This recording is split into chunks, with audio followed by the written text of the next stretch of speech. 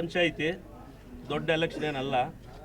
ಈ ಗ್ರಾಮ ಪಂಚಾಯಿತಿಗೆ ದೊಡ್ಡ ದೊಡ್ಡ ಜನ, ಬೆಂಗಳೂರಲ್ಲಿ ಇರ್ತಕ್ಕಂಥ ಜನ, ನಮ್ಮ ಪಂಚಾಯಿತಿಯಲ್ಲಿ ಎಷ್ಟು ಊರುಗಳಿದೆ, ಎಷ್ಟು ಜನಸಂಖ್ಯೆ ಇದ್ದಾರೆ, ಯಾವ ರೀತಿ ಸಮಸ್ಯೆಗಳಿದೆ, ಅವ್ರಿಗೇನು ಪರಿಜ್ಞಾನ, ಅವ್ರಿಗೇನು ಅವಗಾಹನೆ ಇಲ್ಲದಿರೆ ದುಡ್ಡೊಂದು ಸಂಪಾದನೆ ಮಾಡಿರೋದ್ರಿಂದ, ದುಡ್ಡು ಇದೆ ಅನ್ನೋದು ಒಂದು ದುರಂಕಾರದಿಂದ ಇಲ್ಲಿ ಬಂದು ಈ ಪಂಚಾಯಿತಿ ಎಲೆಕ್ಷನ್ಗೆ ಅವ್ರು ಏನು ಮಾಡಿದ್ದಾರೆ ಅಂದರೆ 25 ಲಕ್ಷ ಖರ್ಚು ಮಾಡಿದ್ದಾರೆ.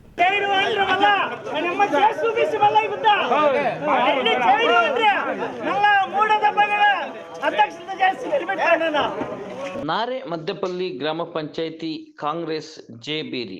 ಚಿಕ್ಕಬಳ್ಳಾಪುರ ಜಿಲ್ಲೆ ಚೇಳೂರು ತಾಲೂಕಿನ ನಾರೆ ಮದ್ದೆಪಲ್ಲಿ ಗ್ರಾಮ ಪಂಚಾಯಿತಿಯಲ್ಲಿ ಇಂದು ನಡೆದ ಅಧ್ಯಕ್ಷರ ಚುನಾವಣೆಯಲ್ಲಿ ಕಾಂಗ್ರೆಸ್ ಜಯಬೇರಿ ಬಾರಿಸಿದೆ. ಒಟ್ಟು 13 ಸದಸ್ಯರು ಇರುವ ಪಂಚಾಯಿತಿಯಲ್ಲಿ 7 ಸದಸ್ಯಗಳನ್ನು ಪಡೆದಂತ ಕಾಂಗ್ರೆಸ್ ಅಭ್ಯರ್ಥಿ ಪ್ರಮೀಳಾ ರವರು ಅಧ್ಯಕ್ಷೆಯಾಗಿ ಗೆಲುವನ್ನು ಸಾಧಿಸಿದ್ದಾರೆ. ಈ ಸಂದರ್ಭದಲ್ಲಿ ಕಾಂಗ್ರೆಸ್ ಪಕ್ಷದ ಮುಖಂಡ ಚಂದ್ರಶೇಖರ್ ರೆಡ್ಡಿ ನಮ್ಮ ಗೆಲುವಿಗೆ ಕಾರಣರಾದ 7 ಜನ ಸದಸ್ಯರುಗಳಿಗೆ ಅಭಿನಂದನೆಗಳನ್ನು ತಿಳಿಸಿದರು.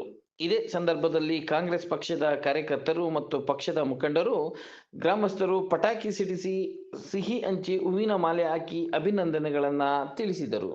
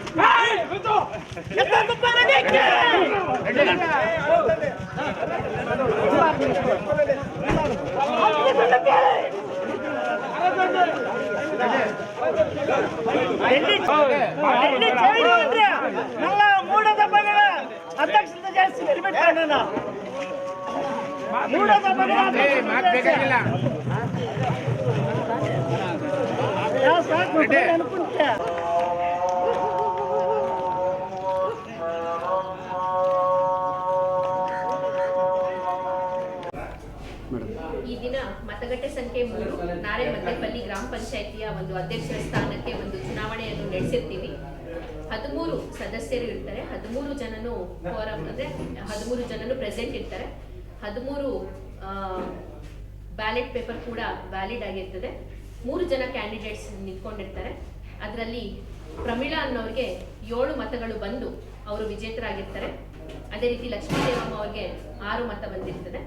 ಸೊ ಈ ರೀತಿ ಪ್ರಮೀಳಾ ಅವರು 7 ಮತ ಹೆಚ್ಚಿಗೆ ಮತ ಪಡೆದಿರೋದ್ರಿಂದ ಅವರು ಅಧ್ಯಕ್ಷರ ಸ್ಥಾನಕ್ಕೆ ಆಯ್ಕೆಯಾಗಿರ್ತಾರೆ. ಇದೊಂದು ಗ್ರಾಮ ಪಂಚಾಯಿತಿ, ದೊಡ್ಡ ಎಲೆಕ್ಷನ್ ಏನಲ್ಲ. ಈ ಗ್ರಾಮ ಪಂಚಾಯಿತಿಗೆ ದೊಡ್ಡ ದೊಡ್ಡ ಜನ, ಬೆಂಗಳೂರಲ್ಲಿ ಇರ್ತಕ್ಕಂಥ ಜನ, ನಮ್ಮ ಪಂಚಾಯಿತಿಯಲ್ಲಿ ಎಷ್ಟು ಊರುಗಳಿದೆ, ಎಷ್ಟು ಜನಸಂಖ್ಯೆ ಇದ್ದಾರೆ, ಯಾವ ರೀತಿ ಸಮಸ್ಯೆಗಳಿದೆ, ಅವ್ರಿಗೇನು ಪರಿಜ್ಞಾನ, ಅವ್ರಿಗೇನು ಅವಗಾಹನೆ ಇಲ್ಲದಿರೆ ದುಡ್ಡೊಂದು ಸಂಪಾದನೆ ಮಾಡಿರೋದ್ರಿಂದ, ದುಡ್ಡು ಇದೆ ಅನ್ನೋದು ಒಂದು ದುರಂಕಾರದಿಂದ ಇಲ್ಲಿ ಬಂದು ಈ ಪಂಚಾಯಿತಿ ಎಲೆಕ್ಷನ್ಗೆ ಅವ್ರು ಏನು ಮಾಡಿದ್ದಾರೆ ಅಂದರೆ 25 ಲಕ್ಷ ಖರ್ಚು ಮಾಡಿದ್ದಾರೆ. 7 ಜನಕ್ಕೆ 3 ಲಕ್ಷ ಕೊಟ್ಟು, ಅವರು ಯಾವ ಪಾರ್ಟಿ ಅನ್ನೋದು ನಮಗೆ ಗೊತ್ತಿಲ್ಲ. JDS, BJPನ, ಕಮ್ಯುನಿಸ್ಟ, ಇನ್ನೊಂದ ಮತ್ತೊಂದ ಏನೂ ಗೊತ್ತಿಲ್ಲ. ಇಂಥವರೆಲ್ಲ ಇಲ್ಲಿ ಬಂದು ದುಡ್ಡು ಕೊಟ್ಟು, ಈ ದುಡ್ಡು ಈ ರೀತಿ ಕೊಡ್ತಾ ಇದ್ದರೆ ಜನ ಇಲ್ಲಿ ಪ್ರತಿನಿಧಿಗಳಾಗಿರ್ತಕ್ಕಂಥವರು ನಾಳೆ ಬೆಳಗ್ಗೆ ಏನು ಸಂದೇಶ ಕೊಡ್ತಾರೆ ಜನರಿಗೆ ಅನ್ನೋದು ನನಗೆ ಅರ್ಥ ಆಗ್ತಾ ಇಲ್ಲ. ಆ ರೀತಿ ಚಿಂತನೆಯಲ್ಲಿ ಇವರು ನಮ್ಮನ್ನೆಲ್ಲರನ್ನೂ ಸೇರಿ ಹಳ್ಳಿಗಳಲ್ಲಿ ಪಾಪ ಜನಕ್ಕೆ, ತುಂಬ ಜನಕ್ಕೆ ಗೊತ್ತಿಲ್ಲ ಏನು ಯಾವ ರೀತಿ ಇದು ದುಡ್ಡುಗಳು ಬರ್ತಾ ಇದೆ, ಎಲ್ಲಿಂದ ಬರ್ತಾ ಇದೆ ಅಂತ. ಇದು ಬೆಂಗಳೂರಿಂದ ಬರ್ತಾ ಇಕ್ಕಂಥ ದುಡ್ಡು. ಯಾರು ಈ ಬೆಂಗಳೂರವ್ರನ್ನ ನಮ್ಮ ಸಮಸ್ಯೆಗಳಿಗೆ ಸ್ಪಂದನೆ ಕೊಡದೇ ಇರತಕ್ಕಂಥ ವ್ಯಕ್ತಿಗಳು ಇವರು ಯಾವತ್ತು ನಮ್ಮ ಪಂಚಾಯತಿಗಳಿಗೆ ಬಂದಿದ್ದಾರೆ. ನಾವು 24 ಗಂಟೆ ಇಲ್ಲಿದ್ದು ನಮ್ಮ ಪಂಚಾಯಿತಿಯಲ್ಲಿ ಆ ಪಾರ್ಟಿ ಈ ಪಾರ್ಟಿ ನಾವು ಯಾವತ್ತು ಭೇದ ಭಾವನೆ ಕ್ಯಾಸ್ಟು ಇನ್ನೊಂದು ಮತ್ತೊಂದು ಏನು ನೋಡದೆ ಶಾಸಕರು ವಾರಕ್ಕೆ 7 ದಿನಗಳಲ್ಲಿ 6 ದಿನಗಳು ಈ ಕ್ಷೇತ್ರದಲ್ಲಿ ಶಾಸಕರು ಇರ್ತಾರೆ. ನಾನು ಈ ಪಂಚಾಯಿತಿಯಲ್ಲಿ 3 ದಿನ ನಾನು ಕೆಲಸ ಮಾಡ್ತಾ ಇದ್ದೇನೆ ಕಾಂಗ್ರೆಸ್ ಪಕ್ಷ ಪರವಾಗಿ. ಇದನ್ನೆಲ್ಲ ನಾವು ಮಾಡ್ತಾ ಇರೋದು ಏನಕ್ಕಪ್ಪ ಅಂದರೆ ದೇವರಂತ ಶಾಸಕರು ನಮ್ಗೆ ಸಿಕ್ಕಿದ್ದಾರೆ. ಅವ್ರ ಮೇಲೆ ಇರ್ತಕ್ಕಂಥ ನಮ್ಮ ಪ್ರೀತಿ ಪ್ರೇಮ, ಅವ್ರ ಮೇಲೆ ಇರ್ತಕ್ಕಂಥ ಅಭಿಪ್ರಾಯ, ಅವ್ರ ಜನಗಳಿಗೆ ಯಾವ ರೀತಿ ಬಡ ಜನರನ್ನ ಸ್ಪಂದಿಸ್ಕೊಂಡು ಅವ್ರು ಕೆಲಸ ಮಾಡ್ತಾ ಇದ್ದಾರೆ ಅನ್ನೋದು ಪ್ರತಿ ವರ್ಷ ನೀವು ಅವ್ರು ಮಾಡ್ತಕ್ಕಂಥ ಮದುವೆಗಳಾಗ್ಬೋದು, ಹಸುಗಳು ಕೊಡ್ಬೋದಾಗ್ಬೋದು, ಹಾಸ್ಪಿಟ್ಲ್ ಕೆಲಸ ಆಗ್ಬೋದು, ಎಲ್ಲ ನೀವು ಗಮನಿಸ್ತಾ ಬರ್ತಾ ಇದ್ದೀರಾ. ಇವರು ಏಕಾಏಕಿ ಬರ್ತಾರೆ, 25 ಲಕ್ಷ ಕೊಡ್ತಾರೆ, ನೆಕ್ಸ್ಟ್ ಎಲೆಕ್ಷನ್ ಇದೆ ನನ್ನನ್ನು MLA ಮಾಡಿ ಅಂತಾರೆ. ಸ್ವಾಮಿ MLA ಆಗಿ ನಾವೇ ಇರಬೇಕು ಅನ್ನೋದು ನಮಗೇನಿಲ್ಲ. ಭಗವಂತ ಯಾರಿಗೆ ಆಶೀರ್ವಾದ ಮಾಡ್ತಾರೋ, ಜನರು ಯಾರಿಗೆ ಆಶೀರ್ವಾದ ಮಾಡ್ತಾರೋ ಅವರೇ MLA ಆಗೋದು. ಬರೀ ನೀವು ದುಡ್ಡಿದೆ ಅನ್ನೋ ಒಂದೇ ಒಂದು ದುರಂಕಾರದಿಂದ, ದೌರ್ಜನ್ಯದಿಂದ ಎಲ್ಲಂದ್ರೆ ಅಲ್ಲಿ ಬಂದು ಬಡವರಿಗೆ ಆಸೆ ತೋರಿಸಿ ಅವರ ಜೀವನ ಹಾಳು ಮಾಡ್ತಾ ಇದ್ದೀರಲ್ಲ. ಇವತ್ತು ಸೋತಿರೋರು ನಮ್ಮ ಪಂಚಾಯತಿ ಅವರೇ ಪಾಪ. ನಮಗೇನು ಅವ್ರ ಮೇಲೆ ಯಾವುದೇ ದ್ವೇಷ ಇಲ್ಲ ಪಾಪ, ಇರಬಾರ್ದು. ಯಾವತ್ತು ನಾವು ದ್ವೇಷ ಇಟ್ಕೊಂಡು ರಾಜಕೀಯ ಮಾಡಿದವರೇ ಅಲ್ಲ ನಾವು. ಯಾಕೆ ಬರ್ತೀರಾ ನೀವು? ಸುಬ್ಬಾರೆಡ್ಡಿ ಥರ ನೀವು ಜನರ ಕಾರ್ಯಕ್ರಮ ಮಾಡಿ, ಜನರಿಗೆ ಸೇವೆ ಮಾಡಿ. 25 ವರ್ಷಗಳಿಂದ ಅವರು ಎಷ್ಟು ಜನಕ್ಕೆ ಮದುವೆಗಳು ಮಾಡಿದ್ದಾರೆ, ಎಷ್ಟು ಸೇವೆ ಮಾಡಿದ್ದಾರೆ, ಪ್ರತಿಯೊಬ್ಬರಿಗೂ ಗೊತ್ತು. ಒಂದು ಊರಲ್ಲಿ ಯಾವುದೇ ಒಂದು ಹಳ್ಳಿ ತಗೊಂಡ್ರೆ ಅವ್ರಿಗೆ ಮಿನಿಮಮ್ ಒಂದು ಹಳ್ಳಿನಲ್ಲಿ ಒಂದು 50-60 ಜನ ಹೆಸರುಗಳು ಗೊತ್ತು. ನಿಮ್ಗೆ 5 ಜನ ಹೆಸರುಗಳು ಗೊತ್ತಿಲ್ಲ. ಎಲೆಕ್ಷನ್ ಹತ್ರ ಬಂದಾಗ ವಲಸೆ ಬಂದಂಗೆ ಬರ್ತೀರಾ ನೀವು. ಬನ್ನಿ, ಎಲೆಕ್ಷನ್ ಮಾಡಿ, ಜನ ವಿಶ್ವಾಸ ತಗೊಳ್ಳಿ, ಓಟ್ ಹಾಕ್ಸ್ಕೊಳ್ಳಿ. ನೀವು ನಾವು ಬೇಡ ಅಂತ ಹೇಳ್ತಾ ಇಲ್ಲ.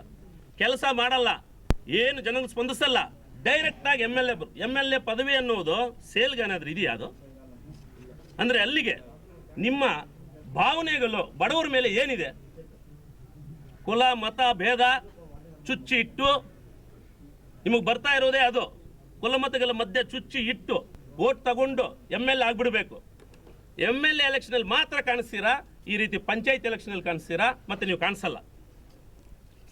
MLA ಅವರು, ನಮ್ಮ ಈ ಶಾಸಕರು ಸುಬ್ಬಾರೆಡ್ಡನವರು ಪ್ರತಿದಿನ ಬಾಗೇಪಲ್ಲಿ ತಾಲೂಕಲ್ಲಿದ್ದು ಬುಧವಾರ ಕಣ್ ಕ್ಯಾಂಪ್ ಆಗಲಿ, ಇನ್ನೊಂದಾಗಲಿ ಮತ್ತೊಂದಾಗಲಿ ಕಾರ್ಯಕ್ರಮಗಳು ಮಾಡಿಕೊಂಡು ಯಾರೇ ಹೋಗಲಿ MS ರಾಮ್ ಹಾಸ್ಪಿಟ್ಲಿಗೆ ಸೇರಿಸಿ ಅವರೇ ಪಾಪ ಅವ್ರ ಸಹಾಯ ಏನಿರುತ್ತೋ ಅವ್ರ ಕಡೆಯಿಂದ ಮಾಡಿ ಬಡವರಿಗೆಲ್ಲ ಸಹಾಯ ಮಾಡಿಕೊಂಡು ಬರ್ತಾ ಇರ್ತಕ್ಕಂಥ ನೆಚ್ಚಿನ ನಮ್ಮ ಶಾಸಕರಾದ SN ಸುಬ್ಬಾರೆಡ್ಡಿ ಅವ್ರನ್ನ ನೋಡಿ ಕಲೀರಿ ನೀವು.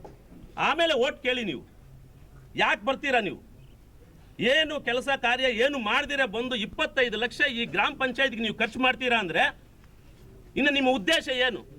ಈ ಸಮಾಜಕ್ಕೆ ನಿಮ್ಮ ಕೊಡುಗೆ ಏನು? ನೀವು ಈ ಸಮಾಜಕ್ಕೆ ಯಾವ ರೀತಿ ನೀವು ಜನಗಳಿಗೆ ಬುದ್ಧಿ ಕಲಿಸ್ಬೇಕು ಅಂತ ಬರ್ತಾ ಇದ್ದೀರಾ? ದುಡ್ಡು ಕೊಟ್ಬಿಟ್ಟು ಓಟ್ ತಗೊಂಡ್ಬಿಡ್ಬೇಕು, ಓಟ್ ತಗೊಂಡು ನಾವು ಲೀಡ್ಗಳಾಗ್ಬಿಡ್ಬೇಕು ಅಂತ ಬರ್ತಾ ಇದ್ದೀರಾ. ಜನ ಬುದ್ಧಿವಂತರಿದ್ದಾರೆ, ಇಲ್ಲಿ ಯಾರು ಅಮಾಯಕರಿಲ್ಲ. ಬುದ್ಧಿವಂತರು ಇರೋದ್ರಿಂದಾನೇ ನಮ್ಗೆ ಇವತ್ತು 7 ಮತ ಕೊಟ್ಟು ನಮ್ಮನ್ನು ಜೈಗಳಿಸಿದ್ದಾರೆ. ಈಗಾದರೂ ನೀವು ಬುದ್ಧಿ ತಗೊಳ್ಳಿ. ಮತ್ತು ಇನ್ನೊಬ್ಬ ದೊಡ್ಡ ಮನುಷ್ಯ ಹೇಳ್ತಾನಂತೆ, ಏನೋ ಈ ಪಂಚಾಯತಿನಲ್ಲಿ ಅವ್ರು ಗೆದ್ದು ಬಿಟ್ರೆ ಚಂದ್ರಶೇಖರ್ ರೆಡ್ಡಿಗೆ ಮರ್ಯಾದೆ ಬರುತ್ತೆ ಅಂತ.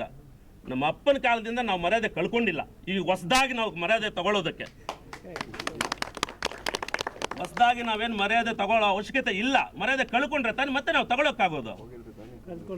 ನಾವು ಯಾವತ್ತು ಕಳ್ಕೊಳ್ಳಲ್ಲ. ನಾವು ಮರ್ಯಾದೆ ಕಳ್ಕೊಳ್ಳೋ ಪರಿಸ್ಥಿತಿ ಬಂದಾಗ ನಾನು ಪ್ರಾಣ ಬೇಕಾದ್ರೆ ಬಿಡ್ತೀನಿ ಹೊರತು ಮರ್ಯಾದೆ ಬಿಡಲ್ಲ. ನನಗೆ ಯಾವ ಕ್ಯಾಸ್ಟು ಇಲ್ಲ, ಕ್ರೀಡ್ ಇಲ್ಲ. ನಿಮ್ಮ ಥರ ಬಂದು ನಿಮ್ದೇನು BJP ನೀವು ಮಾಡ್ತಾ ಇರೋ ಕೆಲಸ ಏನು? ಕುಲಮತ ಭೇದಗಳು ಇಟ್ಟು ಕಲಹೆಗಳು ಮಾಡಿ ಓಟ್ ಕೇಳುವುದೇ ನಿಮ್ಮ ಉದ್ದೇಶ. जय इंडियन कांग्रेस के जय, राहुल गांधी के जय, सोनिया गांधी के जय. ನೀವು ಇಡುವುದೇ ನಿಮ್ಮ ಉದ್ದೇಶ. ಈ ದುರುದ್ದೇಶಗಳಿಂದ ದಯವಿಟ್ಟು ನಮ್ಮ ಗ್ರಾಮ ಪಂಚಾಯಿತಿಗಳಿಗೆ ಬರಬೇಡಿ. ಒಳ್ಳೆ ಉದ್ದೇಶ ಇಟ್ಕೊಂಡು ಬನ್ನಿ. ನಿಮ್ಮನ್ನು ಯಾರು ಆಹ್ವಾನ ಮಾಡ್ತಾರೋ ಆಹ್ವಾನ ಮಾಡಲಿ, ತೊಂದರೆ ನಮಗೇನು ಇಲ್ಲ. ಓಟ್ ಕೊಡಲಿ, ಏನೇ ಆಗಲಿ. ಇದು ಪ್ರಜಾಪ್ರಭುತ್ವ. ನಾವು ಯಾರನ್ನೂ ಅಡ್ಡ ಮಾಡಿಲ್ಲ, ಯಾರನ್ನೂ ನಾವು ಏಕವಚನದಲ್ಲೂ ಕೂಡ ನಾವು ಮಾತಾಡಿಲ್ಲ. ನೀವು ಯಾವ ರೀತಿ ಭಾಷೆ ಬಳಸ್ತಾ ಇದ್ದೀರಾ, ಯಾವ ರೀತಿ ನಡ್ಕೊತಾ ಇದ್ದೀರಾ, ನಿಮಗೆ ಎಚ್ಚರಿಕೆ ಕೊಡ್ತಾ ಇದ್ದೀನಿ. ಇನ್ನೊಂದು ಸತಿ ಈ ರೀತಿ ಭಾಷೆ ಆಗಲಿ ಈ ರೀತಿ ಪರ್ಸನಲ್ ಆಗಿ ಅಟ್ಯಾಕ್ ಮಾಡೋದಾಗ್ಲಿ ಮಾಡಿದ್ರೆ ಮುಂದಿನ ದಿನಗಳಲ್ಲಿ ಬಹಳ ನೀವು ಕಷ್ಟಕ್ಕೆ ಒಳಗಾಗ್ತೀರಾ ಅನ್ನೋದು ನಾನು ಎಚ್ಚರಿಕೆ ನಾನು ಕೊಟ್ಟು ಹೇಳ್ತಾ ಇದ್ದೀನಿ ನಿಮ್ಗೆ.